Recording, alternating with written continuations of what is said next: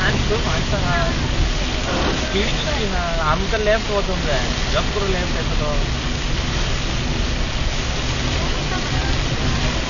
गाडी बंद केलं सगळं लावले नाही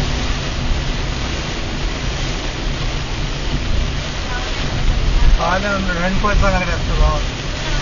ना फोर व्हीलर कोण चलयत ना आमचं तिथं होण्या म्हणून चलयता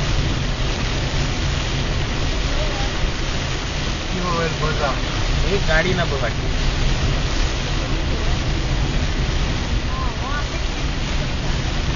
आमचं तो आहे ना